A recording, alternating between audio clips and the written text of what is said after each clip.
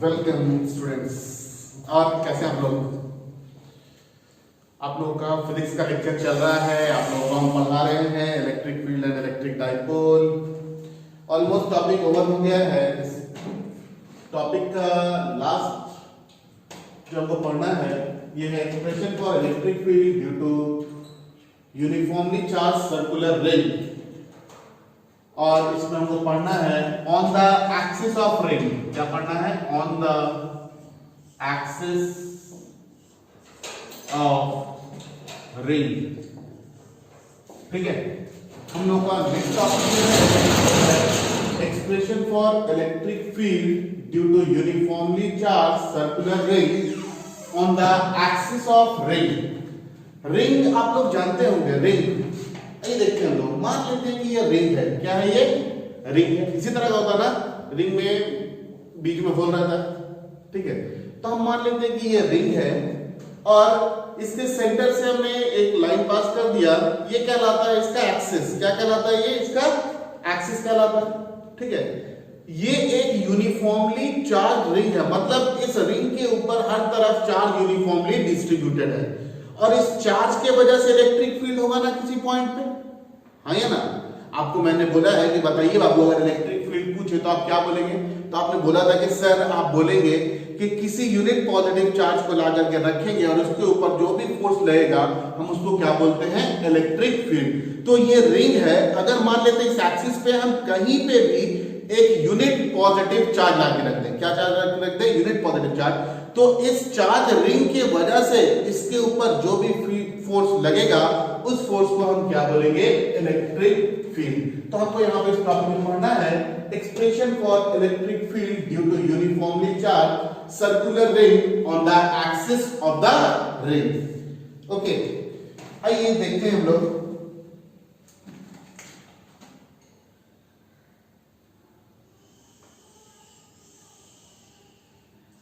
ये हम मानते हैं कि एक रिंग है और ये यूनिफॉर्मली चार्ज रिंग है। ठीक है,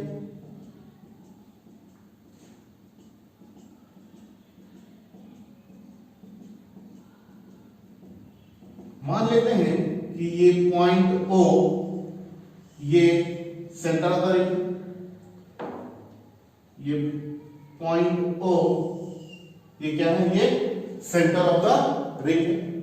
और इस रिंग का जो रेडियस है ये हम मान लेते हैं कि ये रेडियस कितना है? R है।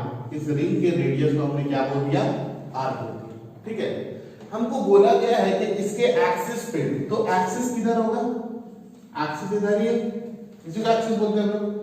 इसके एक्सिस पे मान लेते हैं कि कोई एक पॉइंट है यहाँ पे P, कोई एक पॉइंट है यहाँ पे P। इस पॉइंट P पे आपको बताना है कि इलेक्ट्रिक फील्ड कितना होगा। तो हमको इलेक्ट्रिक फील्ड बताना है, मतलब ये है कि अगर हम यहाँ पे ला करके एक यूनिट पॉजिटिव चार्ज रख दें, कितना चार्ज रख दें? यूनिट पॉजिटिव चार्ज रख दें, तो इस यूनिट पॉजिटिव चार्ज पे कितना फोर्स लगेगा इस चार्ज रिंग की वजह से, ये हमको कैलकुलेट करना है। ओके, मान लेते हैं कि इस रिंग के पास जो टोटल चार्ज है ये plus Q amount of charge है। इस रिंग के पास टोटल चार्ज कितना है? Plus Q। अब देखिए हम लोग आते हैं, आपको मैंने कूलम्ब्स लॉ पढ़ाया, कूलम्ब्स फोर्स के बारे में बताया और आप लोगों को मैंने बोला कि कूलम्ब फोर्स जो है ये हम लोग सिर्फ पॉइंट चार्ज के लिए ही लेते हैं। किसके लिए लेते हैं? सिर्फ पॉइंट चार्ज के लिए। अब मेरे पास अगर एक्सप्रेशन है F = 1/4πε0 Q1Q2/r², या फिर इलेक्ट्रिक फील्ड के लिए 1/4πε0 Q/r², तो वो क्या है? वो सिर्फ पॉइंट चार्ज के लिए है। लेकिन ये रिंग क्या पॉइंट है? ये रिंग तो एक बॉडी है ना। रिंग क्या है? एक बॉडी है और बॉडी के लिए हमारे पास इलेक्ट्रिक फील्ड का कोई भी एक्सप्रेशन नहीं। ठीक है ना, हम लोग कोई भी एक्सप्रेशन अभी तक फिलहाल नहीं पढ़े हैं कि अगर कोई बॉडी है तो बॉडी के लिए इलेक्ट्रिक फील्ड या इलेक्ट्रोस्टैटिक फोर्स क्या होना चाहिए। तो अब आप बता सकते हैं कि हमको क्या करना होगा। देखिए, अगर ये यूनिफॉर्मली चार्ज रिंग है, हमको पॉइंट चार्ज के लिए चाहिए, तो हम क्या करते हैं ना कि इस रिंग को एक छोटे से पार्ट में, इस रिंग का एक छोटा सा पार्ट ले लेते हैं। मान लेते हैं हम इस रिंग का एक छोटा सा पार्ट जिसका लेंथ है कुछ dl, कितना लेंथ मान लेते हैं हम लोग, dl लेंथ मान लेते हैं, ठीक है, dl लेंथ हमने ले लिया। इस रिंग का एक बहुत छोटा सा पार्ट हमने लिया जिसका लेंथ कितना है dl, और मान लेते हैं इस dl लेंथ के पास चार्ज कितना है, ये चार्ज है dq, ठीक है, कोई दिक्कत नहीं। अब हम अगर आपसे पूछें कि इस dl लेंथ की वजह से यहाँ पे आप अगर इलेक्ट्रिक फील्ड बताइए तो आप बता सकते हैं, बता सकते हैं। आप बोलेंगे हाँ सर ये तो हम बता देंगे, क्योंकि आपने जब dl लेंथ ले लिया है मतलब एक बहुत छोटा सा चार्ज लिया है और छोटे से चार्ज की वजह से इलेक्ट्रिक फील्ड हमको पता है कितना होता है। तो मान लेते हैं इस dl की वजह से, अब देखिए ये यहाँ पे dl, ये यहाँ पे पॉइंट, इलेक्ट्रिक फील्ड जो भी फोर्स लगेगा इसका डायरेक्शन क्या होगा,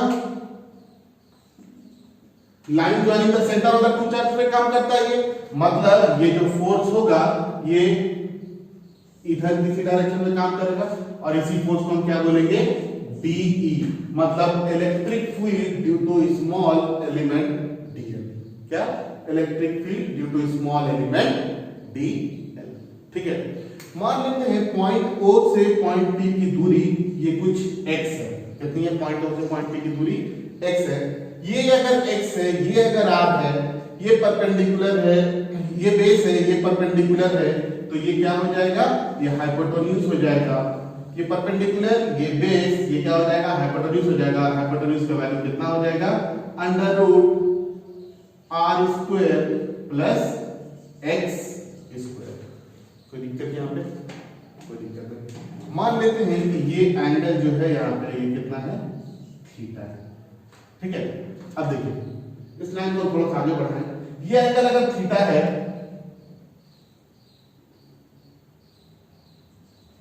ये एंगल अगर थीटा है तो वर्टिकली अपोजिट एंगल से ये भी एंगल क्या होगा, थीटा हो जाएगा, कोई दिक्कत नहीं है, ठीक है। इस इलेक्ट्रिक फील्ड का दो कंपोनेंट होगा, क्या होगा, इस इलेक्ट्रिक फील्ड का दो कंपोनेंट होगा, एक हॉरिजॉन्टल में होगा और दूसरा वर्टिकल में होगा। हॉरिजॉन्टल में जो एक होगा उसको इधर मार्क कर देते हैं हम लोग, ये हॉरिजॉन्टल में ये d है, ये थीटा है, तो ये कितना हो जाएगा, DE cos थीटा, कितना हो जाएगा ये, DE cos थीटा। जस्ट उसी तरह से ये d है, ये थीटा है, तो एक वर्टिकल में कंपोनेंट होगा, और वर्टिकल कंपोनेंट आपके हिसाब से कितना हो जाएगा, वर्टिकल कंपोनेंट आपके हिसाब से हो जाएगा DE sin थीटा। कोई दिक्कत नहीं। अब देखिए हमने एक एलिमेंट यहां पे dl लिया है, ठीक है, हम लोग एक जस्ट डायमेट्रिकली ऑपोजिट, मतलब इसके जस्ट ऑपोजिट रिंग में एक और पार्ट होगा, हमने अगर रिंग का ये पार्ट लिया है तो इसके जस्ट डायमेट्रिकली ऑपोजिट ये भी पार्ट है, हाँ या ना, डायमेट्रिकली ऑपोजिट क्या है, ये भी पार्ट है, तो हम इसके डायमेट्रिकली ऑपोजिट एक और लेंथ ले लेते हैं और इस लेंथ को हम बोल देते हैं कितना, सेम dl, ठीक है। अब देखिए इसके पास भी चार्ज कितना है, dq चार्ज है, यहां से अगर हम लोग देखेंगे तो ये रेडियस r है, ये x है, ये ऑटोमेटिकली आप बता सकते हैं कि हाँ सर ये r square plus x square हो जाएगा, कोई दिक्कत नहीं है। यहां जो चार्ज dq प्रेजेंट है, इस स्मॉल लेंथ ले रहे हैं, अभी हम लोग सिर्फ छोटा सा लेंथ ले रहे हैं, पूरा रिंग नहीं ले रहे, ठीक है। ये जो यहाँ पे जो छोटा सा लेंथ dl है, इसके पास चार्ज dq है, और इस dq चार्ज के वजह से इसके ऊपर एक फोर्स रहेगा, यहाँ पे भी dq चार्ज की वजह से एक फोर्स रहेगा, जैसे हमने इलेक्ट्रिक फील्ड बोला, जस्ट इसी तरह से यहाँ पे भी dq चार्ज है, dq चार्ज की वजह से एक फोर्स रहेगा, जिसे हम लोग फिर से क्या बोलेंगे, be बोलेंगे, ठीक है। और इसका डायरेक्शन कुछ ऐसे हो, ये भी क्या होंगे,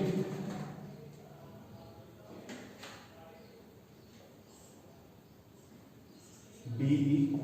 देखिए ये थीटा है तो ये भी एंगल थीटा ही बनेगा, ठीक है, क्यों, क्योंकि रिंग है, सिमेट्रिकल होता है, जो भी ऊपर वाला होगा सेम चीज नीचे वाला होगा।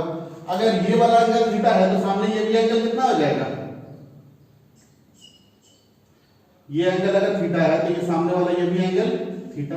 अब आप फिर से देख सकते हैं इस DE का भी दो कंपोनेंट होगा, एक हॉरिजॉन्टल कंपोनेंट, एक हॉरिजॉन्टल कंपोनेंट, जिसे हम बोलेंगे डीई, ये डीई है, ये थीटा है, तो हॉरिजॉन्टल कितना हो जाएगा डीई cos थीटा, और एक वर्टिकल कंपोनेंट जिसको कि हम बोलेंगे,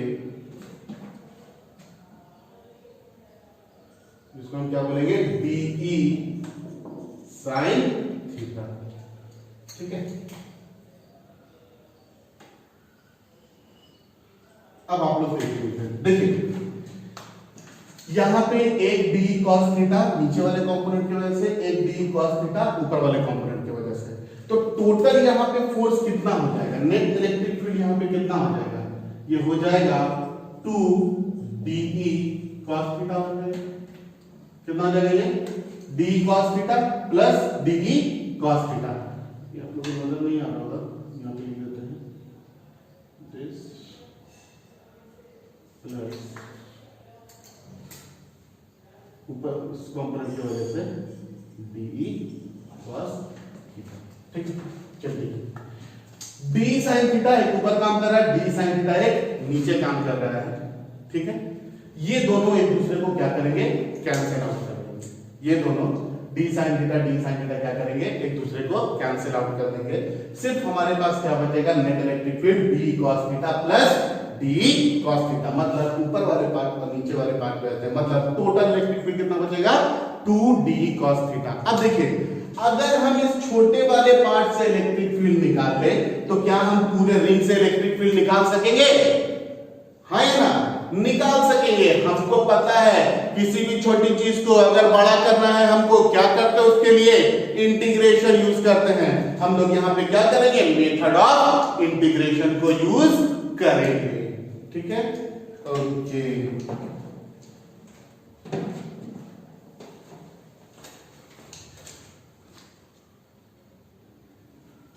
चलिए देखते हैं ना। हम लोगों ने बोला कि हम लोग एक यूनिफॉर्मली चार्ज सर्कुलर रिंग लेते हैं जिसका रेडियस कितना है r है, और उसके ऊपर कितना चार्ज डिस्ट्रीब्यूटेड है q। o जो है ये सेंटर ऑफ द रिंग है, वो क्या है सेंटर ऑफ द रिंग है, और p जो है ये कोई भी एक पॉइंट है, p ये कोई भी एक पॉइंट है, कितनी दूरी पे बोले हैं, x दूरी पे बोले हैं, कहां से o से, और कहां पे इस एक्सिस पे, रिंग के एक्सिस पे। तो वही चीज हम लोगों ने लिखा है p is any point at distance x from center of the ring where we want to determine electric field from at center of the ring where we want to determine electric field of A।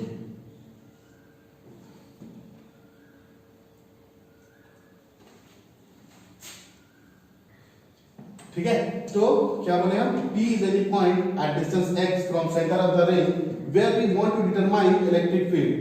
Point P lies on axis of the ring। Point P जो है ये इस ring के axis के ऊपर लाई कर रहा है, तो आप उसको कॉपी कर लेंगे। देखते हैं, देखिए हम लोगों ने बोला कि let us consider a small element of length dl। हम लोग एक स्मॉल एलिमेंट कंसीडर करते हैं जिसका लेंथ कितना है dl है, और उसके पास चार्ज कितना है dq अमाउंट ऑफ चार्ज। ये जो छोटा सा लेंथ है इसके पास चार्ज कितना है dq, और इस dq की वजह से electric field at point p हमने कितना बोल दिया है dE बोल दिया है। इस dq के वजह से पॉइंट p पे हम लोगों ने इलेक्ट्रिक फील्ड कितना बोल दिया है dE। एट एन एंगल कितना, कितने एंगल पे है यहां पे हम लोग थीटा एंगल पे है, कहां से, from axis of the ring. तो इस चीज को आप लोग कॉपी करेंगे।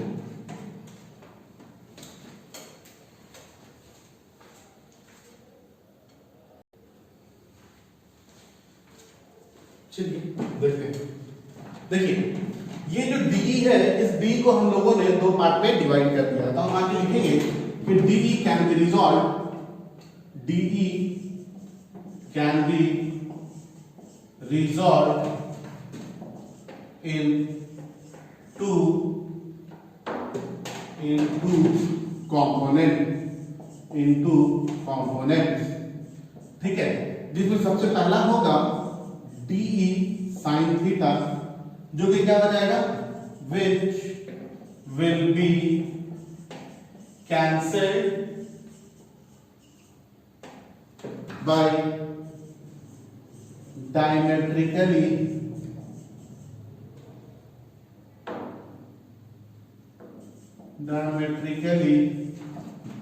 साइड डायमेट्रिकली ऑपोजिट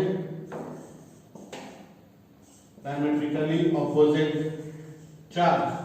ठीक है, देखिए d sin थीटा जो है, जो भी d sin थीटा ये यहां पे आया है, just diametrically opposite d sin theta की वजह से ये दोनों क्या हो जाएगा, कैंसिल आउट हो जाएगा। दूसरी चीज तो हम लोगों ने लिखा है कि d sin theta which will be cancelled by diametrically opposite charge. Okay, इसके बाद दूसरा जो इसका कंपोनेंट होगा वो क्या होगा, दूसरा कंपोनेंट होगा de cos थीटा।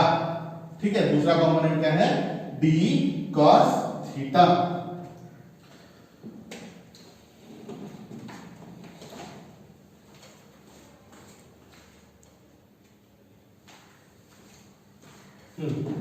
तो हम लोग आगे देखते हैं। अगर आपसे पूछा जाए कि बताइए बाबू, नेट इलेक्ट्रिक फील्ड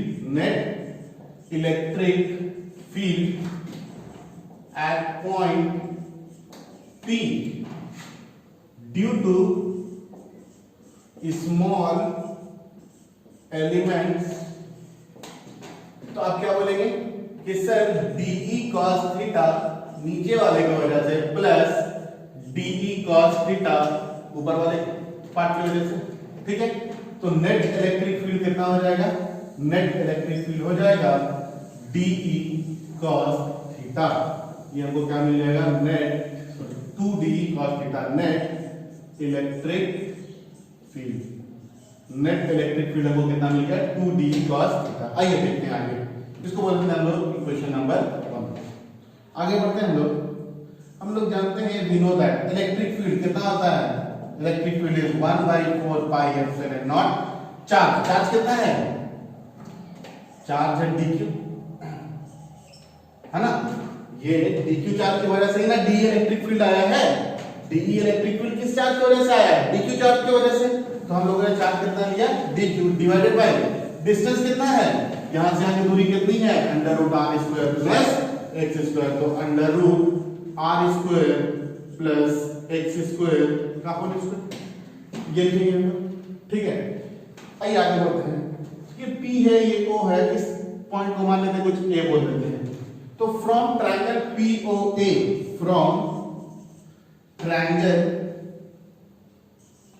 POA, अगर आपसे पूछ दे कि बताइए बाबू cos थीटा कितना होगा, cos थीटा, तो आप क्या बोलेंगे, सर बेस बाय हाइपोटेन्यूज, मतलब OP डिवाइडेड बाय हाइपोटेन्यूज बोले तो P। ठीक है, तो cos theta this is equal to OP बोले तो कितना, O से P की दूरी कितनी है, ये ट्रायंगल दिख रहा है POA, ये ट्रायंगल है। ठीक है ना, यहाँ पे बेस ये है, हाइपोटेन्यूज ये है, तो ये कितना हो जाएगा, OP बोले तो x डिवाइडेड बाय PA बोले तो √r² plus x², r² plus x²। ठीक है,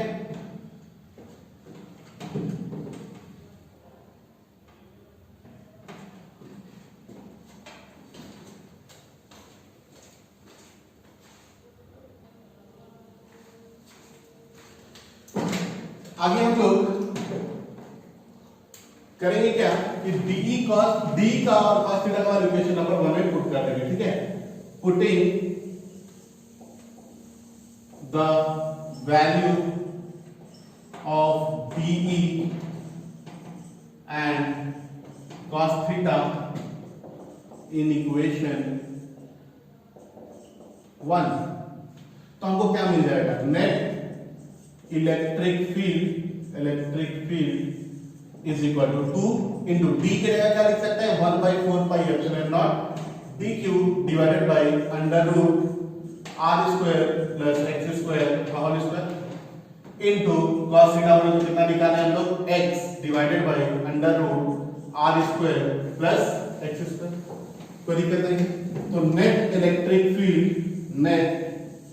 इलेक्ट्रिक फील्ड कितना आ गया हमारे पास, 2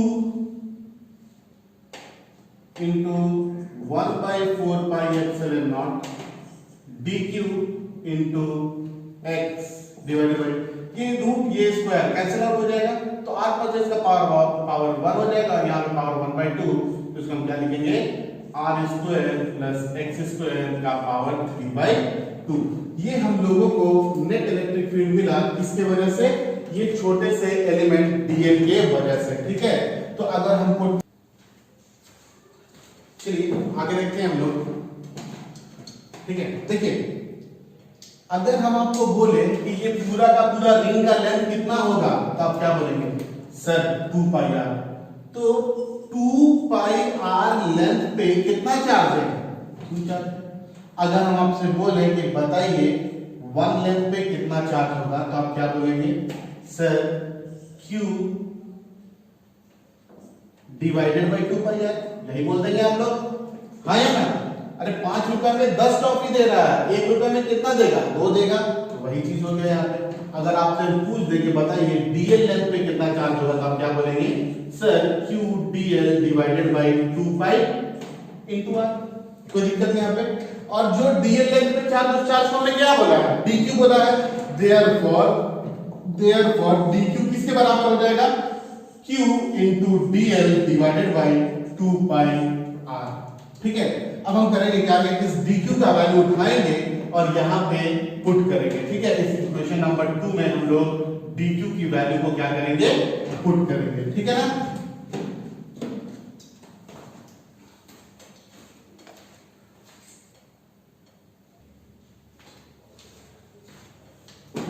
चलिए देखते हैं, लिखेंगे putting the value of dq in equation 2, तो हमको मिलेगा इलेक्ट्रिक फील्ड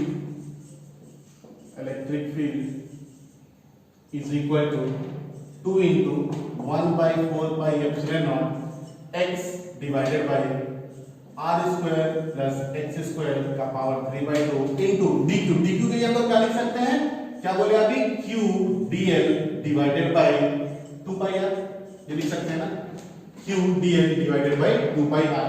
अब देखिए ये हम लोगों को इलेक्ट्रिक फील्ड मिला, इसके वजह से इलेक्ट्रिक फील्ड मिला है, ये इलेक्ट्रिक फील्ड हमको मिला है स्मॉल लेंथ dl की वजह से, हाँ या ना। ये इलेक्ट्रिक फील्ड हम लोगों को मिला है स्मॉल लेंथ dl की वजह से। अगर हमको पूरे रिंग का निकालना होगा तो हमको क्या करना होगा, हमको इसको इंटीग्रेट करना होगा। तो हम लोग क्या करेंगे, अब इंटीग्रेट करेंगे। नाउ इंटीग्रेटिंग तो हमको मिल जाएगा electric field this is equal to 2 into 1 by 4 pi epsilon not x divided by are square plus x square का power 3/2 into q into divided by 2 pi R into integration किसका, DL को integrate करेंगे। इसी को तो छोटा है, इसी को तो छोटा पार्ट लिए हैं, इस छोटे को बड़ा कर देंगे तो क्या मिलेगा हमको, रिंग मिलेगा। अब देखिए हमने बोला था कि इस रिंग का एक ऊपर का पार्ट लिया, एक नीचे का पार्ट लिया। अब जब हम डीएल को इंटीग्रेट करेंगे तो ये धीरे धीरे बढ़ेगा।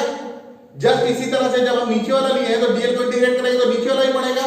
तो दोनों को बढ़ते बढ़ते कहां पे आकर के मिलेगा, आपके हिसाब से ये जब इधर से बढ़ेगा और ये नीचे वाला जब इधर से बढ़ेगा तो दोनों मिलकर के कहां पे आकर के मिलेगा, सेमी सर्कल पे मिलेगा। मतलब नीचे वाला भी एक सेमी सर्कल बनाएगा, ऊपर वाला भी सेमी सर्कल बनाएगा और दोनों मिलकर एक रिंग हो जाएगा, हाँ या ना। तो अगर हमको इसको इंटीग्रेट करना हो तो कहां से कहां तक, 0 से लेकर के सेमी सर्कल पे कितना बनता है एंगल, पाई आर ले लेंगे हम लोग सर्कमफ्रेंस इसका, ठीक है।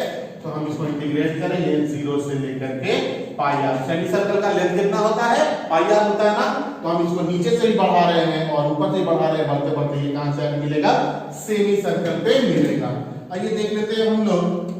तो E is equal to 2 into 1 by 4 pi epsilon naught x divided by r square plus x square का power 3/2 into q divided by 2 pi r। dl को इंटीग्रेट करेंगे 0 से pi r में, dl का integration l pi r minus 0 कितना हो जाएगा, pi into r। ये pi r कट गया, ये 2 और ये 2 भी क्या हो गया, कट गया।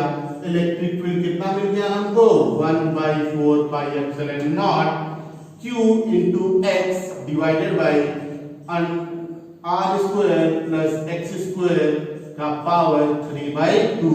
ये है expression for electric field due to uniformly charge circular ring on the axis of the ring. तो कैलकुलेशन में ज्यादा कुछ है नहीं, आपको बस यहीं पे थोड़ा सा ध्यान रखना है, ठीक है, एक स्मॉल पार्ट लेना है और वहां से इस पार्ट की वजह से जो इलेक्ट्रिक फील्ड मिलेगा उसको सिर्फ हमको इंटीग्रेट कर देना है।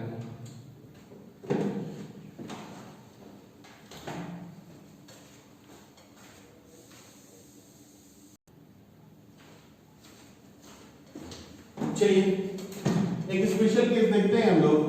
स्पेशल केस, अगर हम आपसे पूछ दें कि बताइए बाबा कि electric field at the centre of the ring, अब आप बता सकते हैं बहुत आराम से, सर सेंटर बोल रहे तो एक्स का मतलब 0 हो गया, सेंटर हो गया मतलब क्या हुआ, ये जो पॉइंट बी यहां पे गया था, सेंटर बोलते तो ये कहां पे चला आएगा, x इक्वल टू 0 हो जाएगा, ठीक है, मतलब that is x equal to 0। और जैसे x को 0 पुट करेंगे, x जो है ये मल्टीप्लिकेशन में है, ये ओवरऑल कितना वैल्यू दे देगा 0। तो याद रखना है कि electric field at the centre of a circular ring ये कितना होता है, at the centre of circular ring, और यूनिफॉर्मली चार्ज रिंग होना चाहिए, तो उसके लिए इलेक्ट्रिक फील्ड कितना होता है, 0 होता है, ठीक है। तो हम लोग आज का लेक्चर यहाँ पे ओवर करते हैं। मेरे ख्याल से आप लोगों को समझ में आया होगा।